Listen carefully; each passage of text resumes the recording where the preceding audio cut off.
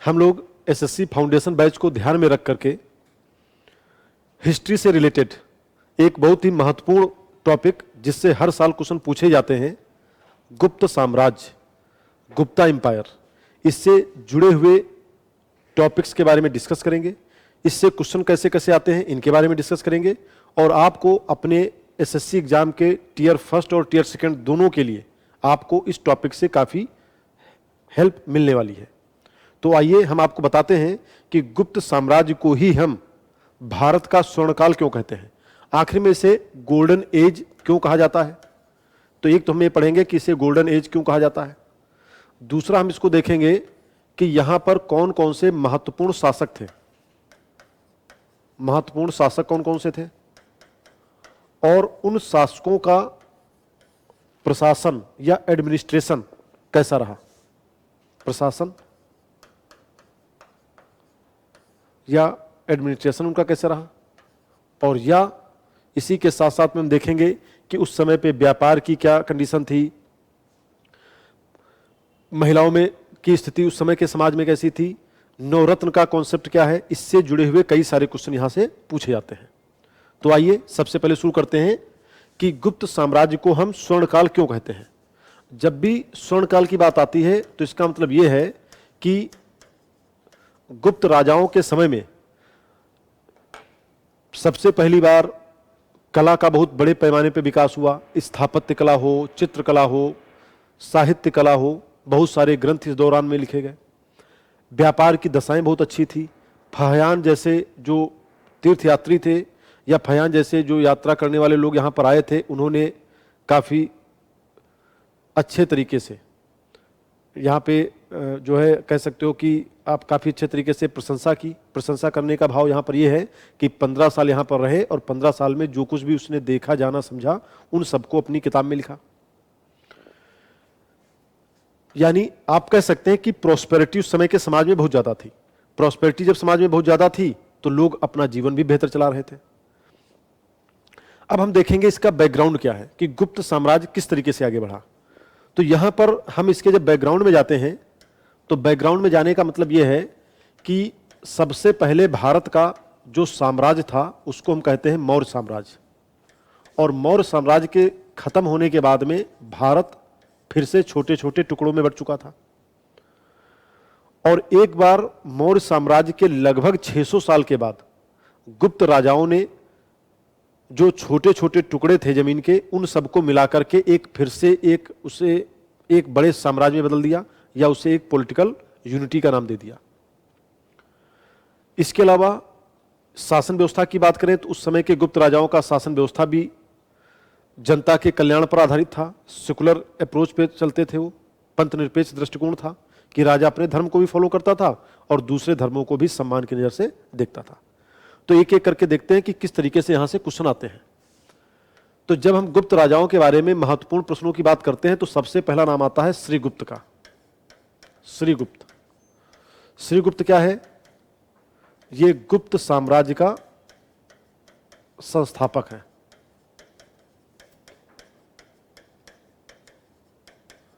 तो कई बार एग्जाम में आएगा कि गुप्त साम्राज्य का संस्थापक कौन है, तो श्रीगुप्त है।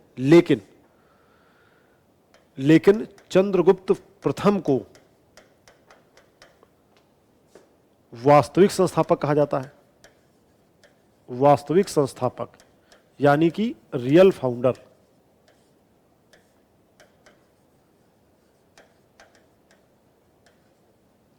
अब यहां पर ध्यान से देखना है, एक है संस्थापक और एक है वास्तविक संस्थापक। श्रीगुप्त एक छोटा मोटा राजा था, छोटे इलाके पर इसका शासन था। इसने अपने आप को पहले ये किसी के अंडर में एक सामंत हुआ करता था और बाद में इसने अपने आप को स्वतंत्र घोषित कर दिया। लेकिन एक छोटे से राज्य को एक बड़े राज्य में तब्दील करने का काम जिसने किया वो था चंद्रगुप्त। चंद्रगुप्त फर्स्ट ने अपने राज्य का विस्तार करने के लिए वैवाहिक संबंधों का सहारा लिया। वैवाहिक संबंध का मतलब होता है मैरिज अलायंसेस, यानी वैवाहिक संबंधों की नीति। इसका मतलब क्या है कि हमारे आसपास में यदि कोई राजा है, उस राजा के यहां पर अपने बेटी या अपने बेटे का विवाह करके उसे अपनी रिश्तेदारी के रूप में बदल दो और इस तरीके से वो राज्य हमारे राज्य में मिल जाए। तो मैरिज अलायंसेस को बढ़ावा देने वाला गुप्त शासक कौन था? वो था चंद्रगुप्त प्रथम। इसने वैशाली की राजकुमारी कुमार देवी से विवाह किया। वैशाली की राजकुमारी कुमार देवी के साथ में विवाह किया और इसी के साथ साथ में इसे वैशाली राज्य उपहार के तौर पर प्राप्त हुआ।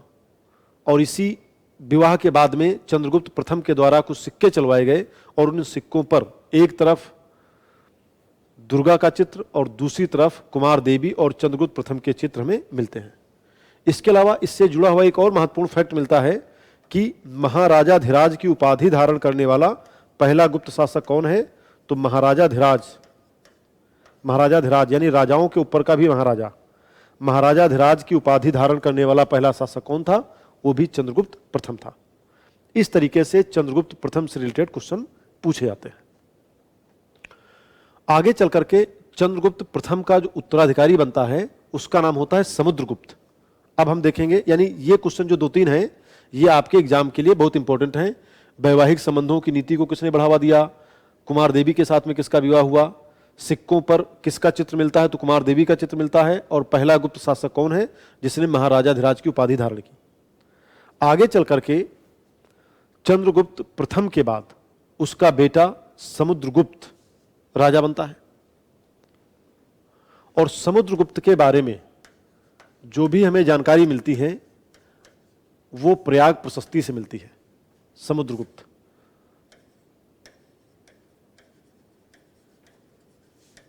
समुद्रगुप्त के बारे में जो भी जानकारी हमें मिलती है वो कहां से मिलती है?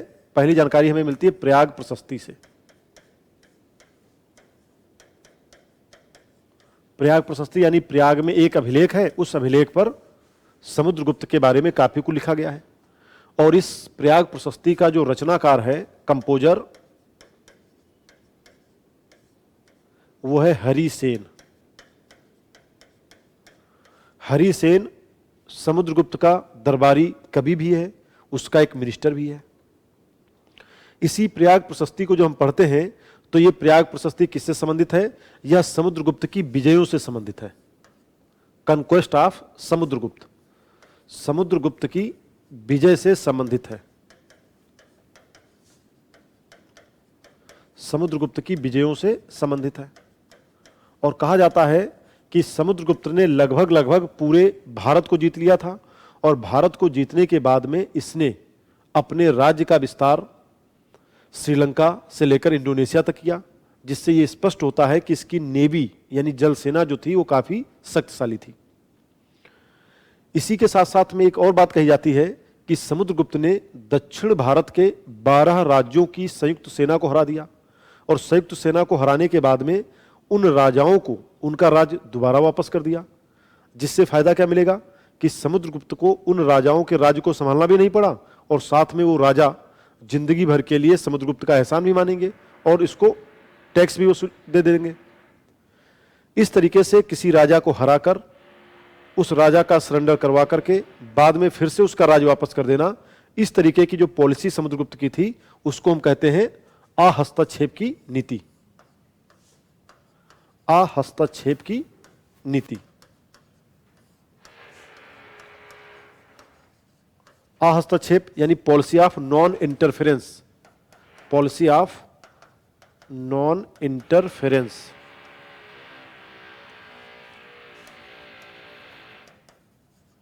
इसकी शुरुआत किसने की थी? समुद्रगुप्त ने की थी। समुद्रगुप्त ने अपने जीवन में 100 युद्ध लड़े, इसीलिए इसे हम क्या कहते हैं? 100 युद्धों का विजेता, हीरो ऑफ 100 बैटल्स।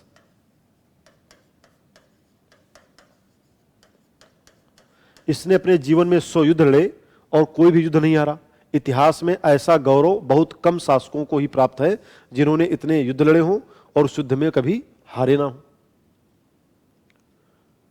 आगे चलकर ब्रिटिश इतिहासकार एक व्यक्ति थे वीए स्मिथ। वीए स्मिथ ने समुद्रगुप्त को भारत का नेपोलियन कहा।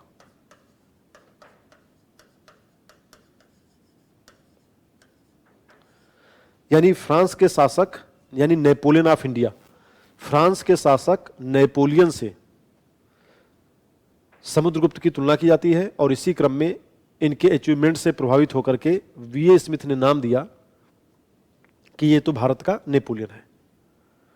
तो आप कह सकते हो कि गुप्त साम्राज्य की टेरिटरी को बहुत दूर दूर तक फैलाने वाला यदि कोई शासक था तो वो शासक था समुद्रगुप्त। समुद्रगुप्त के बाद इसका उत्तराधिकारी रामगुप्त को माना जाता है और बाद में कहते हैं कि कुछ ऐसी परिस्थितियां आई कि रामगुप्त को हटाकर उसके भाई चंद्रगुप्त विक्रमादित्य राजगद्दी पे बैठ गया। हालांकि इस तरीके की जो कहानी मिलती है कि अपने भाई को मार करके चंद्रगुप्त विक्रमादित्य गद्दी पर बैठा, ये कहानी हमें देवी चंद्रगुप्तम की किताब में मिलती है, लेकिन कई इतिहासकार इस कहानी को एक काल्पनिक मानते हैं। तो मोटे तौर पर यदि देखा जाए तो समुद्रगुप्त के बाद में जो तीसरा गुप्त शासक होता है उस गुप्त शासक का नाम होता है चंद्रगुप्त विक्रमादित्य। चाहे हम इनको चंद्रगुप्त विक्रमादित्य कहें और चाहे हम इनको चंद्रगुप्त सेकंड कहें, एक ही बात है। इस चीज का आपको ध्यान रखना है। हालांकि जो विक्रमादित्य की उपाधि है पूरे भारत के इतिहास में देखा जाए तो लगभग 22 राजा ऐसे रहे हैं जिन्होंने इस तरीके की उपाधियां धारण की हैं। तो चंद्रगुप्त विक्रमादित्य जो है ये गुप्त काल का सबसे महान राजा, ग्रेटेस्ट रूलर, सबसे महान राजा।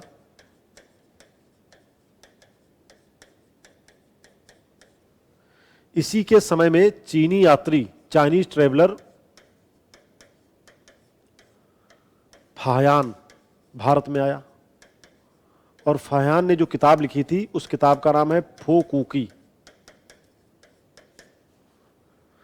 कहा जाता है कि फाह्यान भारत में लगभग 15 साल तक रुका और 15 साल तक रुकने के बाद में भारत में बौद्ध धर्म से जुड़े हुए जो भी प्रमुख स्थल थे सब स्थलों पर उसने भ्रमण किया, चाहे वो सारनाथ हो, कौशाम्बी हो, कुशीनगर हो, बोध गया हो, अशोक के पैलेस, हर चीज को उसने देखा और लगभग 15 साल उसने भारत में बिताए। लेकिन जिस बात के लिए चंद्रगुप्त विक्रमादित्य जाने जाते हैं वो बात यह है कि इनके दरबार में नवरत्न रहा करते थे। चंद्रगुप्त मौर्य के दरबार में नवरत्न रहा करते थे और इन नवरत्नों में, इनके दरबार में नवरत्न थे।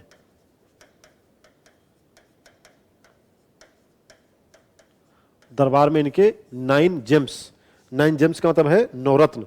और जब हम नवरत्न की बात करते हैं तो नवरत्नों में कौन कौन से नवरत्न थे? जैसे पहले नवरत्न थे कालिदास, वाराह मिहिर,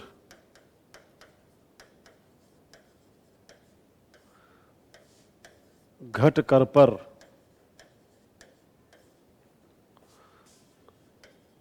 शंकु, बेताल भट्ट,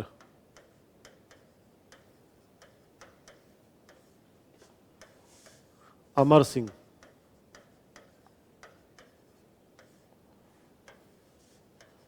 छपड़क,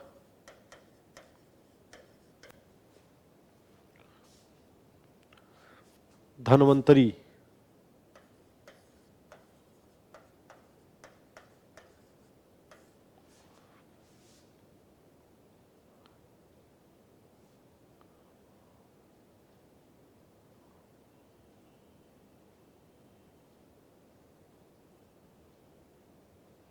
वर रुचि।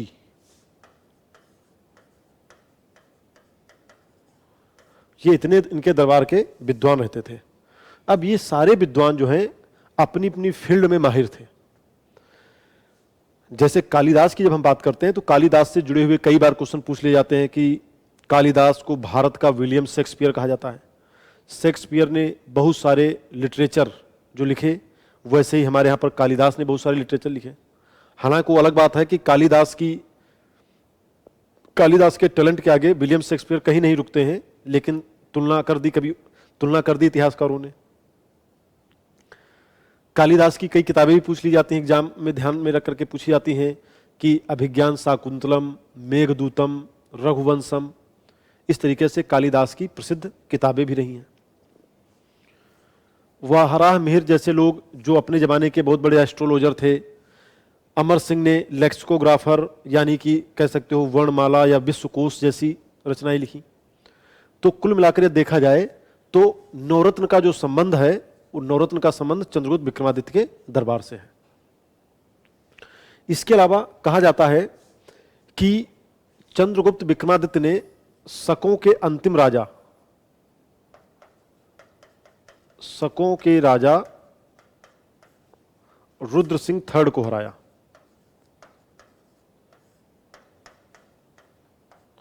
रुद्र सिंह थर्ड को हराया और उसके बाद उसने सकारी की उपाधि धारण की।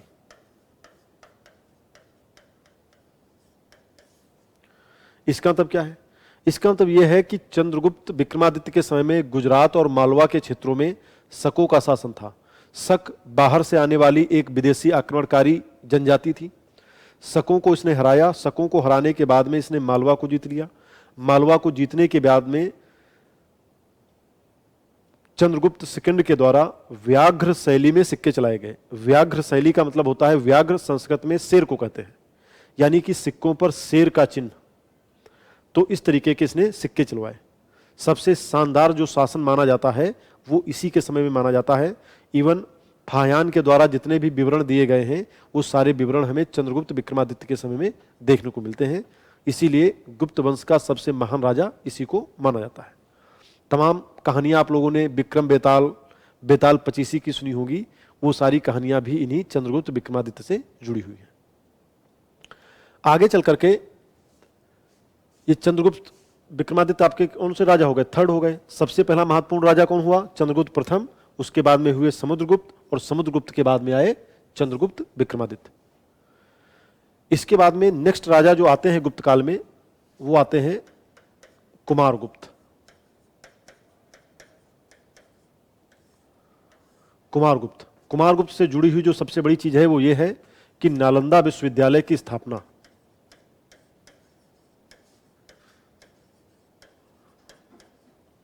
नालंदा विश्वविद्यालय की स्थापना किसके शासनकाल में हुई? तो कुमारगुप्त के शासनकाल में हुई। कुमारगुप्त के समय में नालंदा विश्वविद्यालय की स्थापना होती है। नालंदा विश्वविद्यालय का प्रशासन अपने आप में सबसे यूनिक था। नालंदा विश्वविद्यालय में एडमिशन लेने के लिए उस दौर में भी स्टूडेंट्स के बीच में एंट्रेंस एग्जाम हुआ करता था, और एक बार जब किसी बच्चे का एडमिशन हो जाता था तो उस बच्चे को रहना खाना सब कुछ फ्री होता था। गुप्त राजाओं ने भी काफी सहायता राशि इस विश्वविद्यालय के प्रशासन में दी थी। इसके अलावा आप इसी बात से अनुमान लगा सकते हैं कि इस विश्वविद्यालय की पॉपुलैरिटी इतनी दूर दूर तक थी कि Tibet, Mongolia, Japan, Sri Lanka, Indonesia, Bharat, इन सब जगहों के लोग जो हैं पढ़ने के लिए यहाँ पर पहुँचते थे। और यहाँ से बच्चे जब निकलते थे तो सर्वगुण संपन्न होकर निकलते थे। ये इस यूनिवर्सिटी का दुर्भाग्य रहा कि आगे चल करके 13वीं शताब्दी में बख्तियार खिलजी ने इस विश्वविद्यालय को जला दिया था। कहा जाता है कि नालंदा विश्वविद्यालय की लाइब्रेरी 9 मंजिला थी और उस 9 मंजिला लाइब्रेरी में लगभग 20 से 30 लाख किताबों का कलेक्शन था। इसके अलावा लाखों की संख्या में यहाँ पर पांडुलिपियां रखी हुई थी। पांडुलिपि का मतलब होता है कि जो ताड़ के पत्तों पर या भोज के पत्तों पे कोई स्याही से कुछ लिखा जाए और उसे धूप में सिखा के रख लिया जाए, उसे हम पांडुलिपियां कहते हैं। और उस सारी पांडुलिपियां जल गईं। कहते हैं कि बख्तियार खिलजी ने जब इसमें आग लगाई थी यहाँ की लाइब्रेरी में, तो यहाँ की लाइब्रेरी 3 महीने तक जलती रही थी। कुमारगुप्त के शासन काल में हूणों ने पहली बार आक्रमण किया। हूणों का पहली बार आक्रमण हुआ।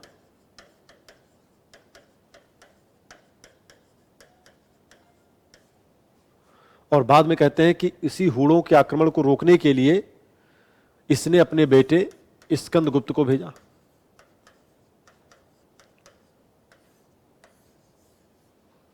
और स्कंदगुप्त ने हूणों को हरा दिया। तो क्वेश्चन आता है कि हूणों को हराने वाला पहला शासक,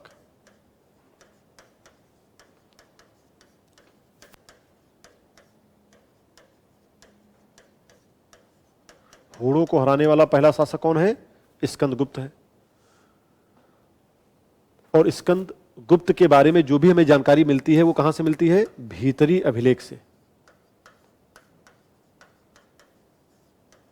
भीतरी इंस्क्रिप्शन कहां पे है? ये यूपी में है, गाजीपुर जिले में। गाजीपुर में भीतरी एक गांव है, उसी भीतरी गांव में आपको कह सकते हो कि इससे हमें जानकारी मिलती है कि स्कंदगुप्त ने हूणों को हराया था। इस बात की जानकारी हमें इसी अभिलेख से प्राप्त होती है। आगे चल करके स्कंदगुप्त के बाद में जितने भी राजा आए, वो राजा जो आए वो बहुत ही कमजोर टाइप के राजा हुए और वो अपने साम्राज्य को सही तरीके से रख नहीं पाए, और इसी के साथ साथ में धीरे धीरे गुप्त साम्राज्य का डिक्लाइन होना शुरू हो जाता है।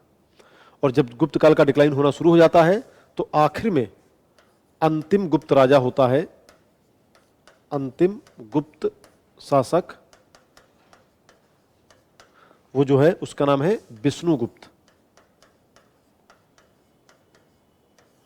और विष्णुगुप्त के समय में आगे चल करके कहा जाता है कि विष्णुगुप्त के बाद में गुप्त शासन पूरी तरह से खत्म हो जाता है।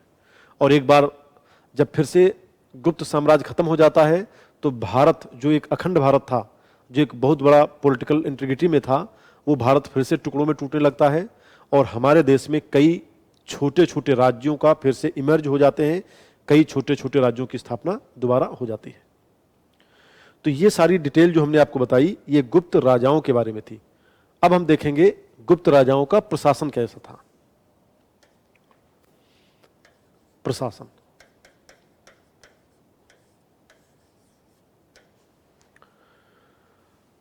प्रशासन के तौर पर देखा जाए तो गुप्त काल में जैसे एक साम्राज्य होता है, साम्राज्य अपने राज्यों में बटा था, राज्य मंडलों में विभक्त होते थे, मंडल जिले में विभक्त होते थे, और इस तरीके से प्रशासन की सबसे छोटी इकाई गांव हुआ करती थी।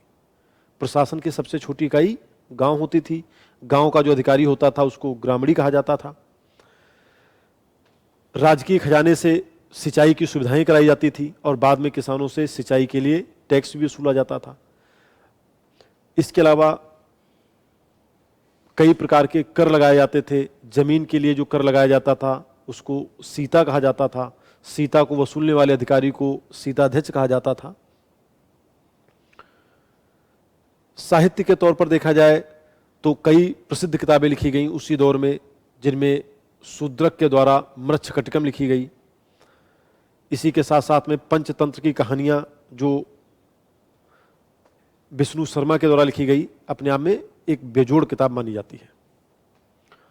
व्यापार व्यवस्था की बात की जाए तो उस समय भारत के पूर्वी भाग में और पश्चिमी भाग में आप देखेंगे गुजरात के क्षेत्र में भृगुकच्छ नाम का एक पोर्ट हुआ करता था, बंदरगाह हुआ करता था। और बंगाल साइड में आ जाएं तो यहां पर ताम्रलिप्ति,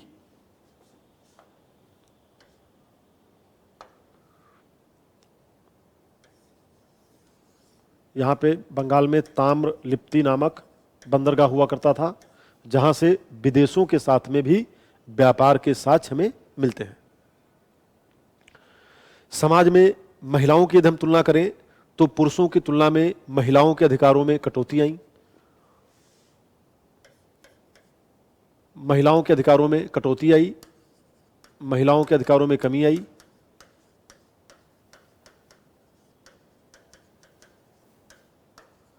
कमी आने लगी। महिलाओं को संपत्ति का अधिकार नहीं मिलता था, महिलाओं का केवल स्त्री धन पर ही अधिकार हुआ करता था। समाज में बाल विवाह जैसी समस्याओं की शुरुआत हो चुकी थी। इसके अलावा सामाजिक स्थिति में देखा जाए तो हमें सती प्रथा के पहले साक्ष्य भी मिलते हैं। सती प्रथा का प्रथम साक्ष्य ऐरण अभिलेख से मिलता है।